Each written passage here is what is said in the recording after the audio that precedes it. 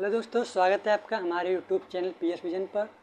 दोस्तों, जैसा कि आप जानते हैं कि मैं परसेंटेज की सीरीज़ को कंटिन्यू कर रहा हूं और परसेंटेज में आज मैं पढ़ाऊंगा आपको शेषका पर आधारित क्वेश्चन, जो कि बहुत ही इजी होता है और आपके एग्ज़ाम में ज़रूर एक सेट से ये क्वेश्चन ज़रूर ही आना एकदम तय है। ये बहुत ही बोनस होता है आपका एग्ज़ाम की दृष्टि से, क्योंकि इसमें कुछ भी ज़्यादा एक्स्ट्रा दिमाग नहीं लगाना होता है। जो भी क्वेश्चन में कहा होता है वैसे ही डाटा को पुट कर देते हैं और आसानी से क्वेश्चन को सॉल्व कर लेते हैं। क्वेश्चन को एक्सप्लेन करने से पहले मैंने जो पहले सक्सेसिव पढ़ाया है, सक्सेसिव कॉन्सेप्ट, पहले आप वो टाइप पढ़िए, जिससे कि क्योंकि ये भी एक तरह से सक्सेसिव पर ही बेस्ड है। अगर आपको वो टाइप अच्छे से आ गया तो ये वाला क्लास यानी जो आज मैं पढ़ाऊँगा आप आसानी से समझ पाएंगे। दोस्तों, मैं ये जो टाइप पढ़ाने जा रहा हूँ उससे पहले मैं एक थ्योरी दूंगा, क्योंकि मैं कोई भी टॉपिक स्टार्ट करने से पहले एक छोटी सी थ्योरी ज़रूर बताता हूँ, जिससे आप क्वेश्चन को आसानी से समझ सकें और इजी फॉर्म में उसे ब्रेक कर सकें। चलिए, मैं इसे क्वेश्चन सॉल्व करने से पहले मैं क्या बताऊँगा। मैंने क्या बताया कि ये जो आप कोई टाइप हो ये शेषका पर आधारित होंगे। जैसे मैंने कहा क्वेश्चन किस बेस पर आधारित होंगे या क्वेश्चन का फॉर्मेट क्या होगा, पहले वो डिस्कस करेंगे थ्योरी के माध्यम से, फिर क्वेश्चन पे आएंगे। मैंने ये कहा कि एक व्यक्ति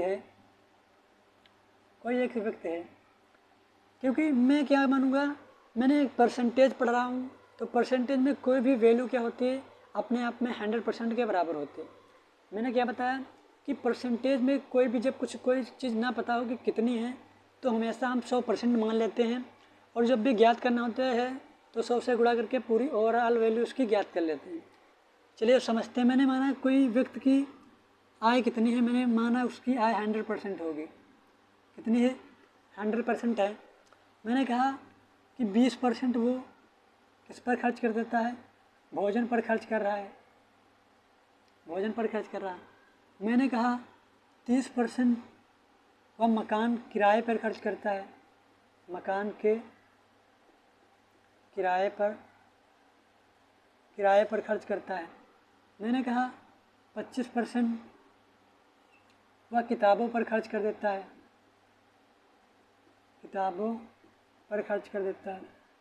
मैंने कहा कि फिर भी वह 250 रुपये बचा लेता है।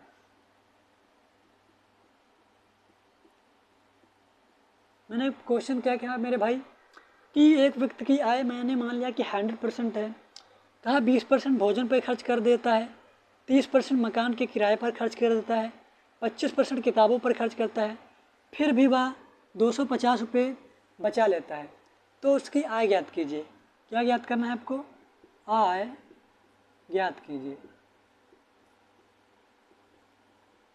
आय आपको ज्ञात करनी है। चलिए, मैंने इसे कैसे सोल्व करना है डिस्कस करते हैं। एक बात बताइए, 20% अगर भोजन पर खर्च कर दिया, 30% मकान के किराए पर खर्च कर दिया और 25% किताबों पर खर्च कर दिया, तो उसने ओवरऑल कितने खर्च कर दिए? 30, 20, 50 और 25, यानी उस बंदे ने 75% आय का 75% खर्च कर दिया है। आय का 75% उसने खर्च कर दिया है। अगर उसकी आय 100 है, 100 में उसने 75% खर्च कर दिया है, इसका मतलब क्या हुआ कि उसने 25% सेव कर लिया है। मैंने क्या बोला? उसकी 100 है, 100% है, उसने 75% अगर खर्च कर दिया, इसका सिंपल सा मतलब है कि उसके पास 25% सेव है। कितने परसेंट सेव है? 25% सेव है। और इस हमारे सर क्वेश्चन के आंसर कितने दिया है? 250 रुपये सेव करता है, यानी जो 25% है वही 250 है, यानी 25% किसको रिप्रेजेंट कर रहा है? 250 को। और उसकी आय कितनी है? मैंने माना 100%, तो हमें 100% की वैल्यू ज्ञात करनी है। यानी 1% की वैल्यू कितनी होगी? जब 25 से इसे भाग कर देंगे तो 1% की वैल्यू हो जाएगी 10। हमें 100% की ज्ञात करना है, तो 100 से दोनों तरफ गुणा कर देंगे तो कितनी हो जाएगी? 10,000, यानी 1,000, यानी उसकी 100% की वैल्यू कितनी हो जाएगी? 1,000। क्वेश्चन की थ्योरी सिंपल से ही, हमें अगर ये नहीं पता है कि उसकी आय कितनी है तो हम आय हमेशा कितनी मान लेंगे? 100%। जो भी डाटा दिया होगा उसको ऐड कर लेंगे। अगर क्वेश्चन में ये नहीं लिखा है कि शेष का, यानी सिंपल सा डाटा बस दिया है कि इतना है 20% इस पर, 30% इस पर, 25% इस पर, 5% इस पर, 10% इस पर, ऐसे दिया है। तो हम पूरे परसेंटेज को जोड़ लेंगे, फिर 100 में घटा लेंगे, जो भी सेविंग परसेंट आएगा, अगर किताब में जितने रुपये सेव दिया है उसके इक्वल कर लेंगे और 100% की वैल्यू कैलकुलेट कर लेंगे। ये रहा इस क्वेश्चन की थ्योरी। और क्वेश्चन की तरफ अगर यही क्वेश्चन होता, अगर सेम यही क्वेश्चन होता मेरे भाई कि अगर यही क्वेश्चन होता कि 20% भोजन पर खर्च कर देता है, शेष का 30% मकान के किराए पर खर्च कर देता है, शेष का 25% किताबों पर खर्च किया जाए। क्वेश्चन क्या रहा, अगर एक व्यक्ति की आय कुछ भी है, मैंने मान लिया 100% है, उसमें से 20% भोजन पर खर्च कर दिया और शेष का 30% मकान के किराए पर खर्च कर दिया, शेष का 25% किताबों पर खर्च कर दिया, तो बताइए उसकी आय कितनी होगी। चलिए क्वेश्चन डील करते हैं। मैंने मान लिया उसकी आय x है, मैंने क्या माना, उसकी आय x है। देखिए अगर मेरे भाई इसने कितने खर्च कर दिया, 20% खर्च कर दिया, तो उसकी आय सिंपल सा मतलब है कि 80% अभी भी बची हुई। अगर उस व्यक्ति ने 20% आय खर्च कर दी, आय का 20% खर्च कर दिया, तो उसका मतलब कितना है कि उसके पास 80% अभी भी सेव है। 80% की फ्रैक्शन रूप कितना होगा, 4/5। ये 4/5 कैसे है, अब मैं एक्सप्लेन करने वाला भी नहीं, क्योंकि मैं बहुत ज़्यादा क्लास भी ले चुका हूँ और ऑलरेडी 2 क्लास फ्रैक्शन पे ले ली है। अगर जो भी बच्चे को नहीं पता कि 80% का मतलब 4/5 होता है, वो पहले क्लास देखे तब आए, ठीक है। अब दूसरा क्वेश्चन का है कि 30% मकान के पर खर्च कर देता है, शेष का, अब जो उसकी आय इतनी है उतने में इसका शेष का 30% मकान के किराए पर खर्च करता है। अगर उस व्यक्ति ने 30% खर्च कर दिया है, तो इसका सिंपल सा मतलब है कि उसके पास 70% अभी भी सेव है, यानी 70% की फ्रैक्शन वैल्यू कितनी होती है, 7/10 होती है। अब इसकी आय कितनी है, उसने आय कितनी खर्च कर दी है, इतनी खर्च कर दी है। अब कह रहा है कि शेष का 25% किताबों पर खर्च किया है। अगर उस बंदे ने 25% खर्च कर दिया, तो इसका मतलब है कि उसके पास 75% अभी भी सेव है, और 75% का फ्रैक्शन रूप कितना होता है, 3/5 बराबर, कुछ कट नहीं रहा है। देखिए 4 7 28, 28 गुणे 3 होता है 84। अगर हम उसकी बचत, क्योंकि डाटा हम ऐसा लेंगे जो आसानी से कट जाए, यानी उसका मैंने मान लिया उसकी जो सेविंग है 840 रुपये है, मैंने मान लिया, फिर भी वह 840 रुपये बचाता है। तो आय ज्ञात कीजिए। तो ज्ञात करना है उसकी आय कितनी होगी, आय ज्ञात कीजिए। यानी ये हमारा कितना क्या है, ये क्वेश्चन हमारा सेविंग का है। हमारे अनुसार इतने रुपये सेव हैं और क्वेश्चन के डाटा के अनुसार कितने रुपये सेव हैं, 840 रुपये सेव हैं। मैंने क्या बताया, ये जो क्वेश्चन बनी है ये सेविंग की है और हमारे अनुसार इतने रुपये सेव बच रहे हैं और क्वेश्चन के अनुसार 840 रुपये सेव बच रहे हैं। तो आय कितनी हो जाएगी, चलिए कैलकुलेट करते हैं। ये 4 7 28 दियाँ 84, यानी ये यहाँ पर 10 बार में कट जाएगा और ये कितना बचा, x/5 5 25, यानी 250। यहाँ पर क्या करेंगे, x/250 बराबर 10, यानी x की वैल्यू कितनी आ जाएगी, 2500, यानी उसकी आय कितनी थी, 2500। ठीक है, मैंने क्या एक्सप्लेन किया।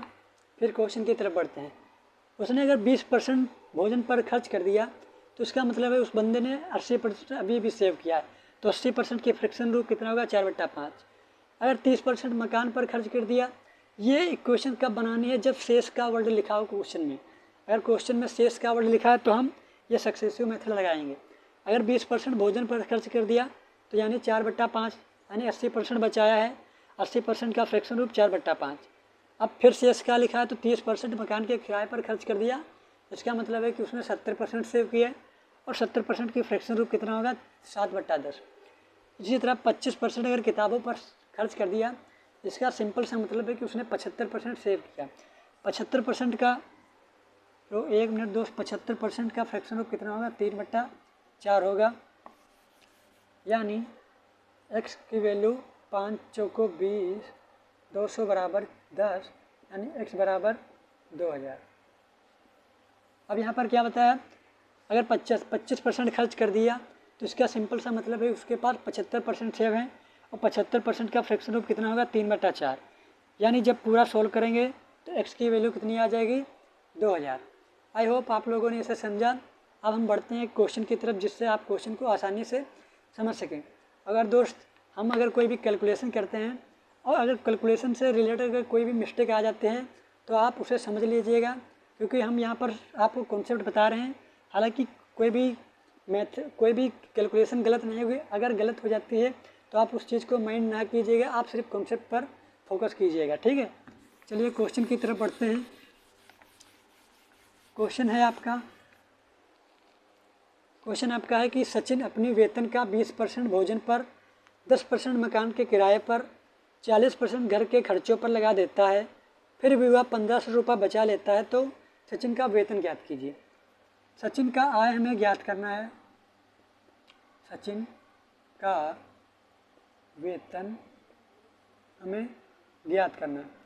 देखा 10% मकान के किराए पर, मैंने मान लिया उसका कितना है, 100% उसका वेतन है। वेतन मैंने कितना मान लिया, 100%, और उसमें से 10% किस पर खर्च कर देता है, 10% करता है मकान पर खर्च कर देता है, और 40% घर के खर्चों पर, 40% घर के खर्चों पर 40% घर के खर्चों पर खर्च कर देता है, और 20% भोजन पर, और 20% भोजन पर खर्च कर देता है, कह रहा है कि फिर भी वह 1500 रुपये बचा लेता है, तो सचिन के वेतन ज्ञात कीजिए। क्वेश्चन मेरे भाई क्या है कि मैंने मान लिया कि सचिन का वेतन कितना होगा, 100% होगा।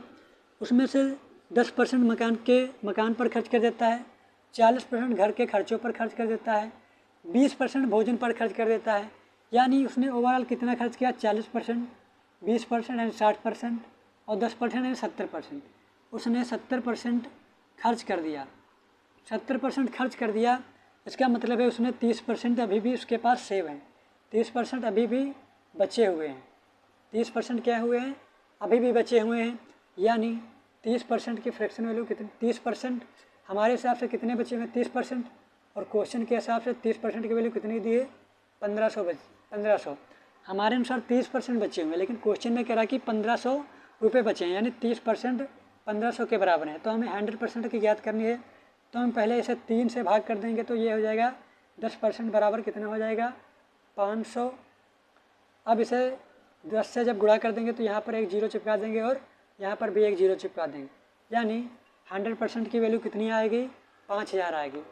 मैंने क्या बताया कि 10% मकान पे, 40% घर के खर्चों पर, 20% भोजन पर, सभी जोड़ लिया तो 70%, यानी 70% उसने खर्च कर दिया, तो 30% अभी भी सेव है। 30% की वैल्यू 1500 के बराबर है, तो 100% की वैल्यू 5000 के बराबर हो जाएगी। आई होप आप लोगों ने इसे क्वेश्चन को समझा। बढ़ते हैं दूसरे क्वेश्चन की तरफ, जो कि बहुत ही इम्पोर्टेंट है। कह रहा अमित अपनी आय का 20% स्कूल में दान कर देता है। अमित अपनी आय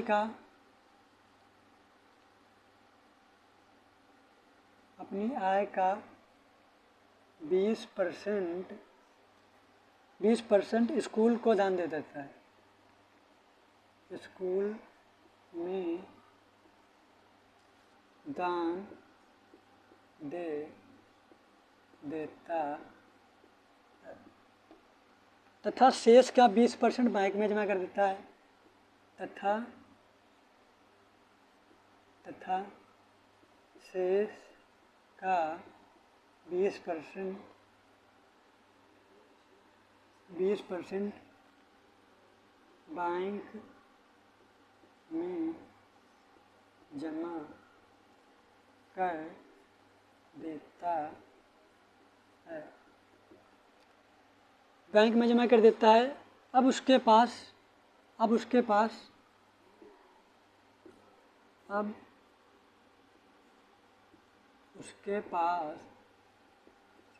12,800 रुपये बच्चे हैं। आय क्या होगी, हमें आय याद करनी।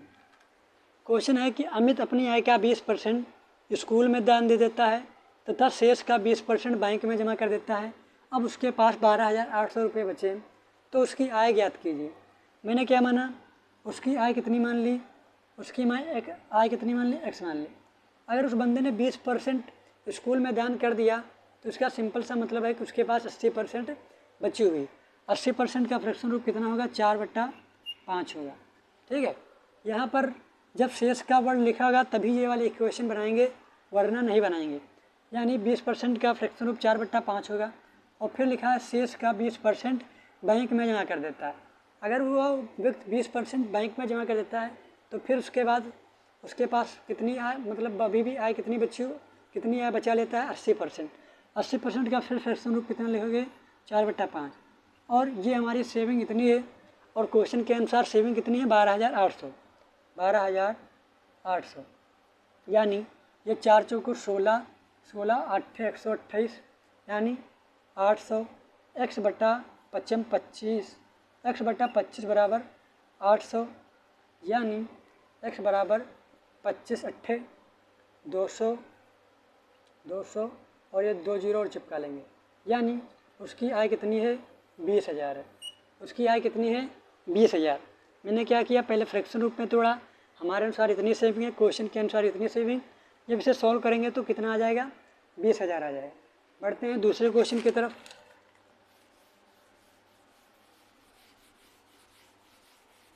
दूसरा क्वेश्चन क्या है, अजय अपने वेतन का 25% घर के किराए पर, शेष का 20% भोजन पर, शेष का 10% किताबों पर वे करता है, तो उसकी आय क्या होगी यदि उसकी बचत 540 रुपये है। क्वेश्चन क्या है, वेतन का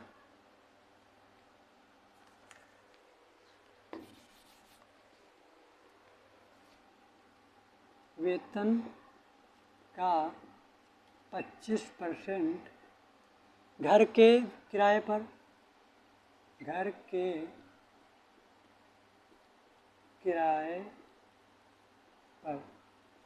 फिर शेष का लिखा है, शेष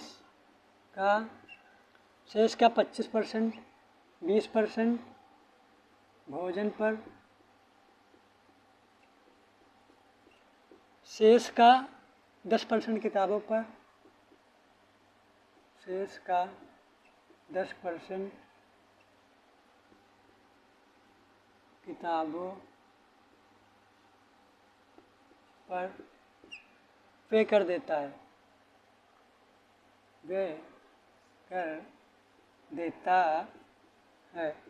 तो आय क्या होगी, आय क्या होगी यदि बचत 540 रुपये है। क्वेश्चन दोस्त क्या रहा, क्वेश्चन रहा वेतन का 25% घर के किराए पर, शेष का 20% भोजन पर, शेष का 10% किताबों पर वे कर देता है। आय क्या होगी यदि बचत 540 रुपये है। मैंने क्या बताया, उसकी आय कितनी मान लेंगे, x मान लेंगे। अगर 25% खर्च कर देता है तो उसका मतलब है वो 75% सेव कर रहा है। 75% की फ्रैक्शन वैल्यू कितनी होगी, 3/4 गुणे। अगर वह शेष का 20% यानी इसका 20% भोजन पर खर्च कर देता है, इसका मतलब वो 80% सेव कर रहा है। 80% की फ्रैक्शन वैल्यू कितनी होगी, 4/5 गुणे। फिर शेष का 10% किताबों पर, यानी अगर वो 10% किताबों पर खर्च कर रहा है, इसका मतलब है कि वो 9/10 यानी 90% बचा रहा है। हमारे अनुसार ये इतना बचा रहा है, लेकिन क्वेश्चन के हिसाब 540 बचा रहा है, 540 रुपये बचा रहा है। तो कह रहा है आय क्या होगी, आय ज्ञात करेंगे तो क्या करेंगे, 4 से 4 काट देंगे, 9 त्रिक 27 और 27 दूना 54 यानी 20, यानी x/50 बराबर 20 तो x बराबर कितना हो जाएगा, 5 दूनी 10 यानी 1000, यानी उसकी आय कितनी थी, 1000 थी। दोस्त ये बहुत ही ईजी और बहुत ही सरल तरीका है और ये टाइप भी बहुत आसान है, आप जिससे क्वेश्चन को सेकंडों में सॉल्व कर सकेंगे। आपको एग्ज़ाम हॉल में यही मेथड अपनाना है। जब क्वेश्चन में लिखा हो शेष का, अगर शेष का वर्ड नहीं देखने को मिल रहा है तो आप पूरे के पूरे परसेंटेज ऐड कर लेंगे और 100 से घटा लेंगे। जितना भी परसेंट घटाने के बाद होता है उसका सेविंग और किताब के सेविंग के इक्वल कर लेंगे, फिर 100% ज्ञात कर लेंगे, जिससे आपकी आय आसानी से निकल आएगी। चलिए दूसरे क्वेश्चन की तरफ बढ़ते हैं। क्वेश्चन आपका क्या है, क्वेश्चन है रजनीश अपने वेतन का 20% किताबों पर टी शर्ट। हाँ, ये बढ़िया क्वेश्चन है। रजनीश अपने वेतन का 20% किताबों पर, रजनीश अपने वेतन का, अपने वेतन का देखिए क्या लिखा है, वेतन का 20% किताबों पर, 20% किताबों पर खर्च करता है, 20% किताबों पर खर्च करता है, 30% मकान पर खर्च कर देता है, मकान पर खर्च करता है, और 40% पढ़ाई पर खर्च कर देता है, 40% पढ़ाई पर खर्च कर देता है, पढ़ाई पर खर्च कर देता है। यदि वह 30 रुपये बचत करता है, नहीं, यदि वह 30 रुपये की टी शर्ट ले लेता है, यदि वह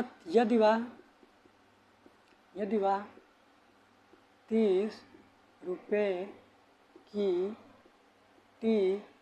टी शर्ट ले लेता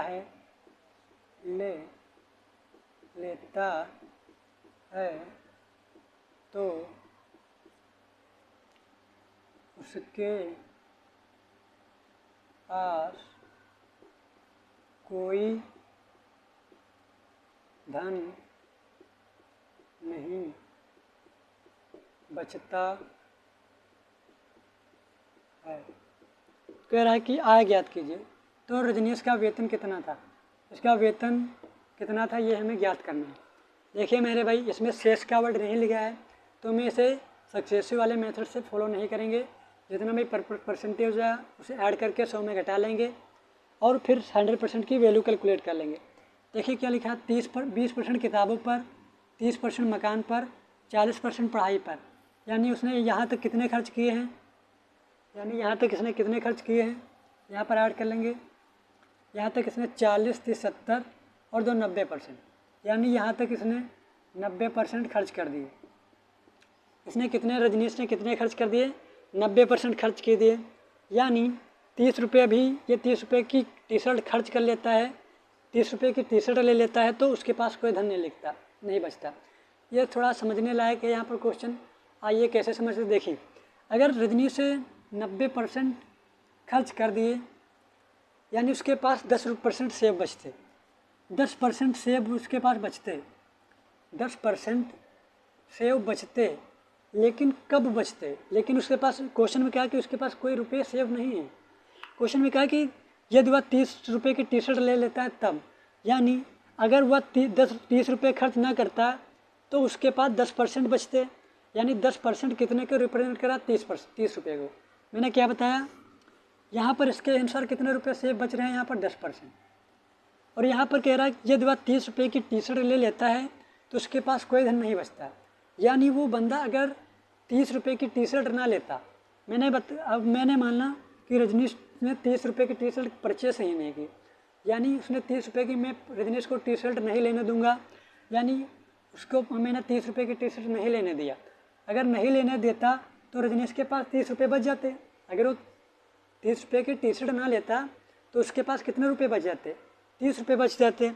ये 30 रुपये बच जाते और हमारे परसेंटेज में कितने अभी बचे हुए हैं, 10%, यानी 10% की वैल्यू कितनी है, 30 रुपये।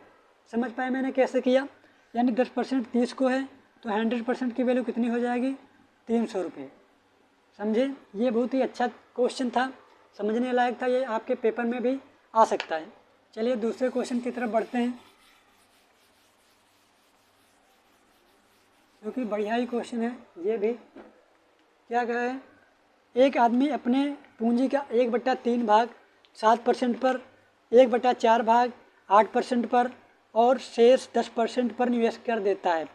यदि उसकी वार्षिक आय 561 रुपये है तो पूंजी ज्ञात कीजिए। देखिए भाई, 1/3 भाग किस पर, 1/3 भाग 7% पर खर्च करता है, 1/4 भाग 1/4 भाग किस पर 8% पर करता है, और कह रहा है शेष जो बच रहा है वो 10% पर निवेश करता है और उसकी वार्षिक आय 561 है। उसकी वार्षिक आय कितनी है, वार्षिक आय 561 रुपये है। तो कह रहा है उसकी पूंजी ज्ञात कीजिए। पूंजी क्या होगी उसकी, कह रहा है क्वेश्चन है कि एक व्यक्ति अपनी पूंजी का, ये किसका कह रहा है, पूंजी का, एक व्यक्ति अपनी पूंजी का 1/3 भाग 7% पर, 1/4 भाग 8% पर और जो भी शेष बच रहा है वो 10% पर खर्च कर रहा है। कह रहा है कि उसकी पूंजी क्या होगी। चलिए इसे आसानी से डील करते हैं।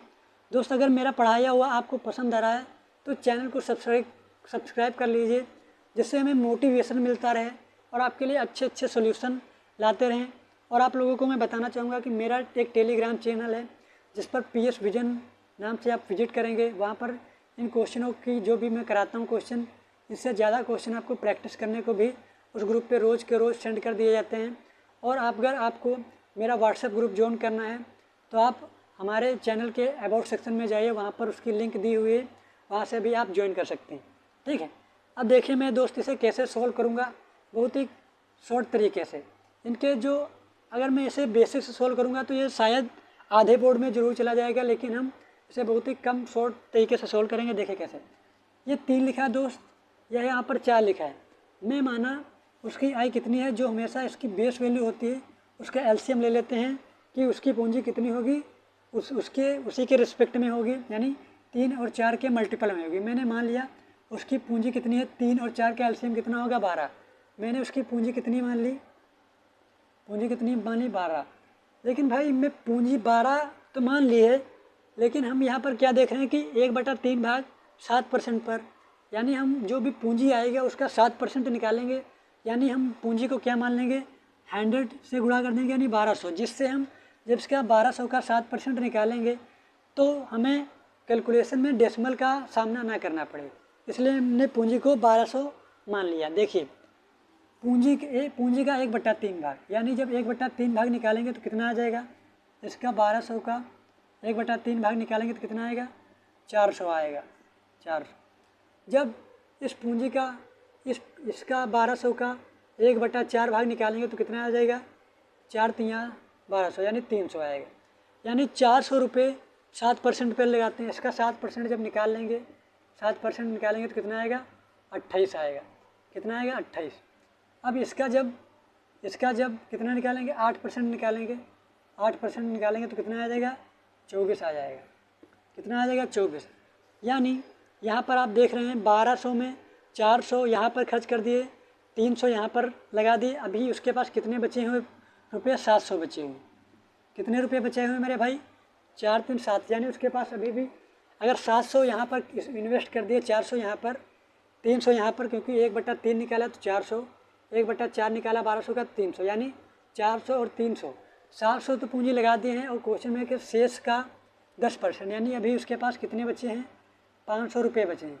और 500 का कितने लगाना है, 500 पर 10% लगाना है, यानी जब इसका 10% निकालेंगे तो कितना आ जाएगा, 50 आ जाएगा। तो 50 आएगा। हमारे अनुसार उस व्यक्ति की आय कितनी है, देखिए हमारे अनुसार उस व्यक्ति की आय कितनी है, 8 4 12 का 2 हाथ से चला 1, 5 2 7 2 9 2 11, 5 2 7 7 2 9 9 1 10, यानी हमारे अनुसार उस व्यक्ति की वार्षिक आय 102 है। हमारे अनुसार उस व्यक्ति की वार्षिक आय 102 है और किताब में कितनी दे रखी है, 561 है। हमारे अनुसार कितनी आई, 102 यूनिट आई, और किताब के अनुसार कितनी आई है, 561, यानी 1 यूनिट की वैल्यू कितनी होगी, 561 बटा 102। हमें ज्ञात दोस्त कितनी करनी है, 1200 यूनिट की वैल्यू ज्ञात करनी है, क्योंकि मैंने पूंजी मानी है 1200। अगर हम 1200 से इसे गुणा कर लेंगे तो आंसर आपका आ जाएगा। देखिए आंसर आपका आएगा 6600। या आप इसे कैलकुलेट करेंगे तो कितना आ जाएगा 6600। या हम इसे आपको बहुत ही आसान तरीके से कैसे, क्योंकि यहाँ पर आप जब गुणा कर देंगे, देखिए जब सोल्व करेंगे तो एक चीज़ डेसिमल में आ जाएगी, जिससे आपको प्रॉब्लम करेगा क्वेश्चन को सोल्व करने में। थोड़ा हम यहाँ पर एक्सप्लेन करेंगे कि ये 6600 आसानी से, जैसे ऑप्शन में आपका क्या दिया है, देखिए ऑप्शन में क्या है। अगर मैं ऑप्शन की बात करूँ तो ऑप्शन क्या दिया है आपका, ऑप्शन दिया है आपका, ऑप्शन देखिए क्या दिया है, कहाँ गया, ऑप्शन दिया 5400, ऑप्शन दिया 6000, ऑप्शन दिया 6600 और ऑप्शन दिया है 7200। हम इसे ऑप्शन से कैसे डील करेंगे, ये क्वेश्चन आपका सीजीएल में आया हुआ क्वेश्चन है। देखिए हम, अगर आप लोगों ने, जिन भी बच्चों ने यूनिट डिजिट नहीं पढ़ा है, यानी ये टाइप होता है आपका नंबर सिस्टम का, वहाँ पर पढ़ाया जाता है कि यूनिट डिजिट से क्वेश्चन को कैसे टाइप कर देते हैं। देखिए कैसे सोल्व करते हैं। देखिए यहाँ पर इसका सम कितना है, 5 6 11 1 12, यानी इसका इन नंबर का सम कितना है 12। यहाँ पर देखिए ये ऐड करेंगे, इसका कितना है 2 1 3, इस नंबर का सम कितना है 3, और यहाँ पर इन नंबर का सम कितना है 2 1 3 यानी 3। देखिए इसका सम कितना है 3। हम इनको तब तक ऐड करते रहते हैं जब तक कि इन्हें सिंगल वैल्यू में कन्वर्ट ना कर लें। अब 12 में 12 है तो 2 1 कितना हो जाएगा, ऊपर 2 और 1 ऐड करेंगे तो इसको कितने लिखेंगे 3, और यहाँ पर गुणा का निशान है, और यहाँ पर ऑलरेडी 3 एक सिंगल में लिखा हुआ तो इसे सिंगल में ऐड कर लेंगे। और यहाँ पर देखिए दोस्त कितना लिखा है 3, तो यहाँ पर 3 पहले से सिंगल वैल्यू में लिखा है तो इसे सिंगल वैल्यू में लिखेंगे। अब 3 से 3 काट देंगे तो यानी उस ऑप्शन का आंसर वही ऑप्शन मैच करेगा जिसका यूनिट डिजिट 3 आएगा। देखिए यहाँ पर कितना आ रहा है 5 4 9, इसलिए इसका नहीं होगा। इसका देखिए कितना आ रहा है 6 हो रहा, ये भी नहीं होगा। इसका देखिए कितना आ रहा है 6 6 12, और 12 को फिर ऐड करेंगे तो कितना हो जाएगा 3 हो जाएगा, और इसको ऐड करेंगे तो 6 2 9, यानी आपका ऑप्शन कौन सा मैच किया, सी वाला। आई होप आप लोगों ने, अगर ये आप लोगों को समझ में नहीं आया है तो उसका कोई भी दिक्कत नहीं, मैं जब नंबर सिस्टम पढ़ाऊँगा तो उसका बहुत ही बड़ी तरीके से एक्सप्लेन करूँगा। जो भी बच्चे अगर ये नहीं समझ पाए तो डायरेक्ट आप कैलकुलेशन कर लेंगे, इसका जब कैलकुलेशन करेंगे तब भी 6600 ही आएगा। चलिए बढ़ते हैं क्वेश्चन की तरफ। मैंने क्या बताया, मैंने पूंजी किसके क्या मान ली 12 होगी, लेकिन यहाँ पर परसेंटेज में कैलकुलेट करना होगा, इसलिए 100 से गुणा करके 1200 पूंजी मैंने मान ली। जब 1200 का 1/3 निकाला तो 400, और 400 का कितना परसेंट निकाला 7% तो 28 आएगा। मैंने फिर 1200 का 1/4 निकाला 300, और 300 का 8% निकाला तो 24 आया। कह रहा कि शेष का 10%, यानी शेष जो बचती है पूंजी, क्योंकि यहाँ पर 400 लगा दी, यहाँ पर 300 यानी 700 लगा दी, तो पूंजी उसकी कितनी बची है अभी 500। अब शेष का 10% निकालेंगे, यानी 500 का 10% निकालेंगे 50। हमारे अनुसार से उसकी वार्षिक आय कितनी है 102, और क्वेश्चन के अनुसार से 561, यानी 102 बराबर 561। चूँकि हमें पूंजी 1200 में है तो 1200 से गुणा कर लेंगे तो आपका आंसर आ जाएगा 6600। चलिए बढ़ते हैं दूसरे क्वेश्चन की तरफ, जो कि बहुत ही बढ़िया और अच्छा क्वेश्चन है। दोस्त अगर आप लोगों को मेरा समझाया अगर कोई भी क्वेश्चन नहीं समझ में आ रहा तो आप क्वेश्चन नंबर बता दीजिएगा कि कमेंट सेक्शन में ये नहीं है, मैं अगेन जब दूसरा क्लास करूँगा तो उसे फिर से एक्सप्लेन कर दूँगा। चलिए दूसरे क्वेश्चन की तरफ बढ़ते हैं, जो कि अब इसका लास्ट क्वेश्चन है। सॉरी, इसी के बाद 2 क्वेश्चन और बचे हैं, लेकिन मैं अभी एक और क्वेश्चन कराऊँगा। क्वेश्चन है कि एक व्यक्ति अपनी संपत्ति का 30% एक धर्म संस्था में दान दे देता है, शेष राशि को क्रमशः 30%, 25% अपनी पत्नी और बेटे को दे देता है, बाकी धनराशि वह 3 बेटियों को एक समान रूप से दे देता है। यदि एक बेटी को 42 लाख रुपए मिले तो उस व्यक्ति की संपत्ति क्या होगी। क्वेश्चन क्या है कि एक व्यक्ति अपनी संपत्ति का 30%, एक व्यक्ति अपनी संपत्ति का 30% धर्म संस्था में दान दे देता है, दे देता है। शेष राशि का को क्रमशः शेष राशि को क्रमशः 30% तथा 25% अपनी पत्नी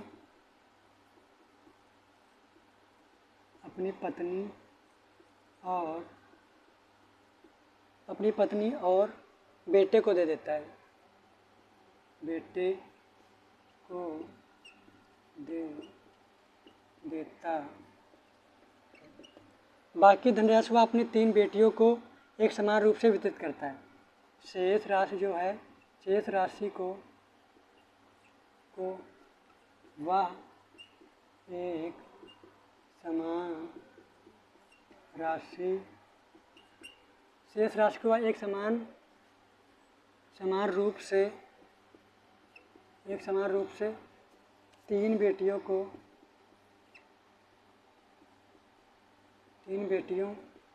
को वितरित कर देता है।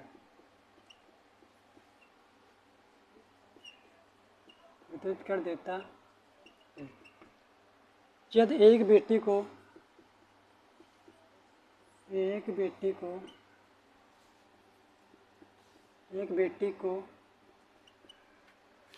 को 42 लाख रुपए मिले तो कुल संपत्ति ज्ञात करो। दोस्तों, क्वेश्चन आपका रहा कि एक व्यक्ति अपनी संपत्ति का 30% धर्म संस्था में दान देता है। शेष राशि को क्रमशः 30% और 25% अपनी पत्नी और बेटी को दे देता है। शेष राशि को वह एक समान रूप से 3 बेटियों को वितरित कर देता है। यदि एक बेटी को 42 लाख रुपए तो मिले तो उसकी कुल संपत्ति ज्ञात कीजिए। क्वेश्चन है, मैंने क्या माना, जब शेष वर्ड आपको मिल जाए तो उसको आपको क्या करना है, सक्सेसिव मेथड को अप्लाई करना है। देखिए, मैंने मान लिया उसकी संपत्ति x रुपये होगी। x क्योंकि लाख है तो हम लाख पे डील करेंगे। उसकी संपत्ति क्या है, x लाख रुपये होगी। देखिए क्या लिखा है कि 30% अपने संस्था को दान देता है, यानी 30% अगर उस व्यक्ति दान दे देता है, इसका मतलब क्या है कि 70% अभी भी उसके पास सेव बची हुई। 70% का फ्रैक्शन रूप कितना होगा, 7/10 होगा। अब कह रहा है शेष राशि को क्रमशः 30% और 25% अपनी पत्नी को दे देता है। यानी यहाँ पर 30% और 20% या 25% में कोई भी शेष का वर्ड चिपका नहीं है तो इन्हें ऐड कर लेंगे। मैंने क्या बताया था, अगर शेष का वर्ड लिखा गया तो सक्सेसिव लगाते चलेंगे। अगर शेष का वर्ड नहीं लिखा है तो हम परसेंटेज को ऐड कर लेंगे। यानी 30% और 25% अगर अपनी पत्नी को दे दिया तो कितना दे दिया, 30, 25, 55% अगर दे दिया, 30, 25 कितना होगा, 55% दे दिया। इसका मतलब क्या है कि 45% अभी भी उसके पास सेव है। 45% की फ्रैक्शन वैल्यू कितनी होगी, 5, 9, 45 और 5 विषम 100, यानी 45% की फ्रैक्शन वैल्यू कितनी होगी, 9/20। शेष राशि को वह एक समान रूप से 3 बेटियों को दे देता है। फिर ये एक बेटी को 42 लाख मिले, कितनी बेटियां हैं उसके, 3 बेटियां हैं। देखिए उसको कितने मिल रहे हैं, 42 लाख दे रहे हैं। प्रत्येक बेटी को कितने मिल रहे हैं, ये कितनी बची है मेरे, शेष राशि बची है। और क्वेश्चन के अनुसार कितनी शेष बची है, 42 लाख।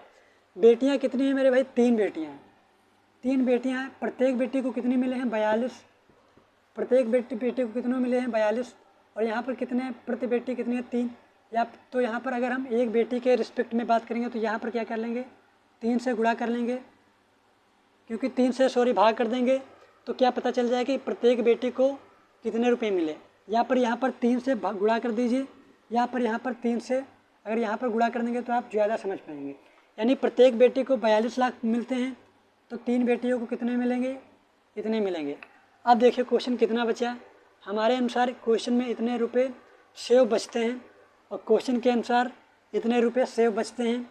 तो क्वेश्चन को सोल्व करेंगे, यानी कितना होगा, 3 से 3 कट जाएगा, 3 त्रिक 9 और 7 त्रिक 21, 21 दूना 42, यानी 1/20 बराबर 2 हो जाएगा।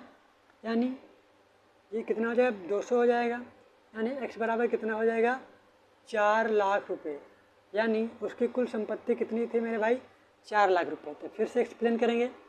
30% धन संस्था को दिए, यानी 70% बचे। 70% की फ्रैक्शन वैल्यू 7/10।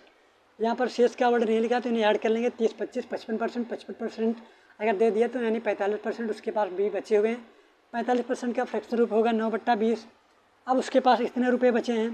कह रहा है कि यदि वह 3 बेटियों को एक समान रूप से वितरित किया तो उसके पास 42 लाख रुपये बचते हैं। यानी 42 लाख रुपये बचते हैं कब? एक बेटी को देने पर।